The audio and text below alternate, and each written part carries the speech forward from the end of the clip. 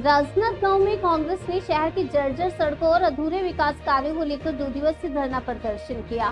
Station पारा स्थित Khairagarh Kawardha road पर बने पुराने ओवरब्रिज की हालत खराब है और शहर में बन रहे दोनों अंडरब्रिज की धीमी रफ्तार को लेकर कांग्रेसियों ने जमकर हल्ला बोला। धरने के समापन मौके पर छत्तीसगढ़ के पूर्व उप मुख्यमंत्री टी.एस. सिंहदेव भी पहुंचे और भाजपा सरकार पर सीधा हमला बोला। उन्होंने कहा कि राज्य की सरकार विकास कार्य में पूरी तरह विफल रही है, पंचायतों को फंड नहीं मिल रहा, स्वास्थ्य सेवाएं चरमराई हुई हैं, खाद की समस्या और कानून व्यवस्था पटरी से उतर चुकी है। उन्होंने 42 साल पुराने ओवरब्रिज का मुद्दा उठाते हुए कहा कि मरम्मत और चौड़ीकरण का वादा अब तक अधूरा है। लोगों को मजबूरी में जर्जर पुल से सफर करना पड़ रहा है, जिससे अब तक कई जाने जा चुकी हैं। कांग्रेस का आरोप है कि जनता की सुरक्षा के साथ खिलवाड़ किया जा रहा है। धरना खत्म होने पर जिला प्रशासन की ओर से एसडीएम पहुंचे और उन्होंने कांग्रेस नेताओं ने यहां पर उन्हें ज्ञापन सौंपा।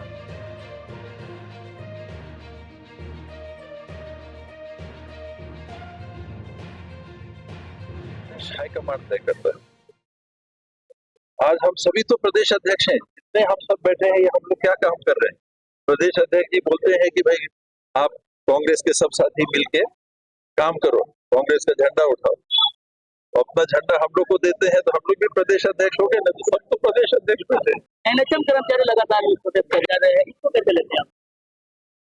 किस बात की बात है? जो गाली किसी और ने दिया है, राहुल गांधी को बोल रहे हैं कि आप यात्रा तो गाली मैं दूंगा, माफी आपसे मांगी जाएगी। ये कैसा भारत, ये कैसा सनातन व्यवस्था है, ये कैसे न्याय है? गाली कोई और दे रहा है तो बंद करिए।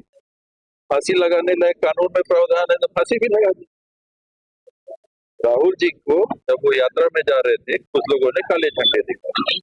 राहुल जी ने अपनी गाड़ी रोकी और उन साथियों को बुलाया उतर के कि क्या बात है, आप काले झंडे दिखा रहे। कई लोग तो उसमें से भाग गए, शब्द चले गए, वहां से बन गए। 2 लोग आए, उनसे चर्चा हुई।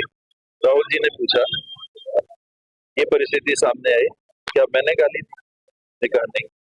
काले झंडे दिखाने वाले क्या मेरे पार्टी के किसी सदस्य ने या पदाधिकारी ने या नेता ने गाली दी?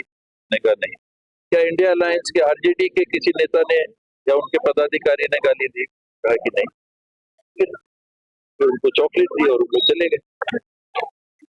क्या अगले प्रदेश अध्यक्ष हो सकते हैं राजा साहब? ये मेरे मंत्री जी, जो जायज उनकी मांगे हैं उनको पूरा करना चाहिए। जो नहीं की जा सकती है तो साफ गोई से बोलना चाहिए कि ये नहीं हो पाएगा। तो सरकार ये कह रही है, कल ही मैं एक टीवी डिबेट देख रहा था कि भारतीय जनता पार्टी के जो प्रवक्ता थे वो कह रहे थे कि 5 मांगों को हमने पूरा कर दिया। तो जो एनएचएम के अध्यक्ष थे के जी उसमें थे कार्यक्रम में, तो उन्होंने जैसे कहते हैं हमको भी मौका दीजिए बोलने का। जब मौका आया तो उन्होंने कहा कि एक बार लागू हुआ है 30 दिन वाला, और बाकी के लिए कहा गया है कि हमारी सहमति है, कोई आदेश जारी कर देना चाहिए। जब आपने वार्ता की उनके साथ प्रशासन की तरफ से और 5 बिंदुओं पे आपकी सहमति हो गई, तो उसके लिए देरी क्यों कर रहे हैं? कर्मचारियों के मन में तो ये आएगा ना कि फिर ठगा तो नहीं जा रहा है। उस हड़ताल अनावश्यक जारी रह जाती है और लोगों को अगर स्वास्थ्य की सेवाओं से वंचित होना पड़ रहा है तो पब्लिक को नुकसान होगा। क्यों? क्योंकि सरकार सहमत होकर आदेश नहीं निकालती। ये समझ के बाहर होता है ना कि हम नहीं कर सकते। भाई उसमें बोल दीजिए कि हम नहीं कर सकते, दिल्ली से पूछना पड़ेगा, दिल्ली का भी पैसा आता है, 60% वहां का है, तो हम वेतन बढ़ाएंगे या कुछ करेंगे तो वो हाँ करेंगे कि नहीं।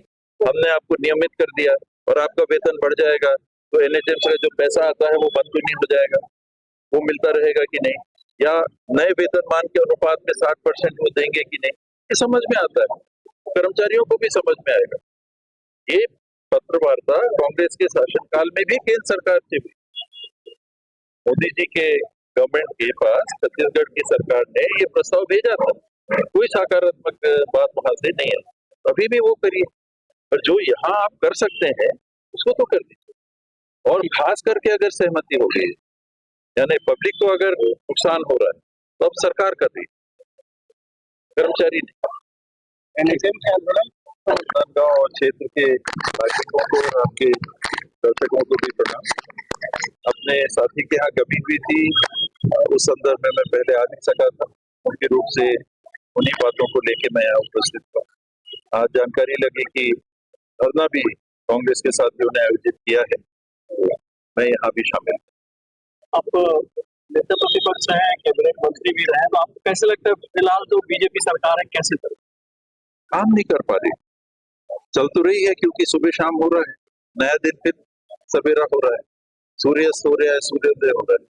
इन फील्ड में जहाँ काम दिखना चाहिए वो नहीं दिख रहा। पंचायत वाले पूरे छत्तीसगढ़ में कह रहे हैं कि हमारे यहाँ पैसे नहीं आ रहे। पीडब्ल्यूडी की सड़कों में काम होते हुए नहीं दिख रहा। स्वास्थ्य के क्षेत्र में प्रबंधन में गिरावट आई है, नियंत्रण में गिरावट आई है, व्यवस्था में गिरावट आई है। टेंडर नहीं हो पा रहे हैं। मेकाहारा का अस्पताल है, इसके शिलान्यास भूपेश जी ने किया था, अभी तक काम चालू नहीं हुआ है। कैंसर अस्पताल जो मेकाहारा में, फिर से उदाहरण के लिए मैं बता रहा हूँ, उसके लिए पैसे मंजूर करके उपलब्ध करा दिए गए थे भूपेश बघेल जी की सरकार के समय। वो काम अभी तक चालू नहीं हो पाया। टेंडर की प्रक्रिया नहीं कर पाए हैं, जिसके लिए बजट में प्रावधान। अंबिकापुर का मेडिकल कॉलेज है, उसके लिए राशि मंजूर हुई, अभी तक काम चालू है। मैं गिनाऊंगा तो आपके यहाँ से लेके वहां तक, यहाँ का एस्ट्रोटर्फ अंतरराष्ट्रीय स्तर का, राष्ट्रीय स्तर का यहाँ टूर्नामेंट हुआ करता है। लोग बड़े उत्साह से यहाँ आना चाहते हैं। आज स्थिति ये है कि एस्ट्रोटर्फ की स्थिति ऐसी है कि टूर्नामेंट नहीं कराया जा सक रहा है, उस स्तर का टूर्नामेंट नहीं कराया जा सकता। एक एस्ट्रोटर्फ के मैदान के रखरखाव स्पीकर जहाँ के हैं, पूर्व मुख्यमंत्री जहाँ के हैं, उस शहर में अगर नहीं हो सक रहा है तो सरकार की गति क्या है, आप इससे आकलन लगा सकते हैं। राजा साहब, आम कांग्रेसी कार्यकर्ताओं की आकांक्षा है कि आप सक्रिय हो, सामने आके नेतृत्व संभाले। आप ऐसा नहीं लगता कि आप देरी से सामने आ रहे हैं, लगातार सक्रिय हो रहे? नहीं, देखिए, जहाँ तक मेरी गतिविधियों का सवाल है, इस दरमियान मैंने अपनी पत्नी को खोया। करीब 6 महीने 8 महीने वो बीमार थी, बंबई में उनका इलाज चलता रहा। उसके बाद की जो स्थितियां बनी, मैंने शीर्ष हाईकमांड से भी चर्चा की कि मैं उस दरमियान आ नहीं सका। आपने सीसी में भी मुझे एक प्रतिनिधि बना के वहां रखा था, उनकी बैठकों में भी टिकट वितरण के समय में उपस्थित नहीं हो सका। अब मैं परिवार के उन जवाबदेहियों से मुक्त हुआ और मैं काम के लिए उपलब्ध, और तब से मैं काम कर रहा हूँ। और मेरी इच्छा छत्तीसगढ़ में काम करने की है, सरगुजा अंचल में काम करने की है, वहां मैं काम कर रहा हूँ। पिछली बार सरकार बनाने में आपकी अहम भूमिका थी, अबकी बार व्यक्ति की भूमिका सीमित रहती, साथियों की भूमिका रहती है। अगर हम अपने साथियों को प्रेरित करके सक्रिय कर लेते हैं और उनको जवाबदारियां देते हैं जिसका वो फिर निर्वहन करते हैं, तो अच्छे परिणाम आते हैं। जैसे पिछली बार 90 में से 68 सीटें हैं और वो गति बनी रही। 3 उपचुनाव हुए तो तीनों कांग्रेस जीती। 71 विधायक 90 में से कांग्रेस पार्टी के थे। वो सबका साथ लेके हम लोग चल सके थे। आज समय वो है कि जब हम देख रहे हैं कि नई सरकार जिसको मतदाताओं ने अवसर दिया, वो डिलीवर नहीं कर पा रही, काम ही करते हुए नहीं दिख पा रही, काम ही नहीं हो रहे हैं। बजट मंजूर होता है, पैसे कहाँ गए?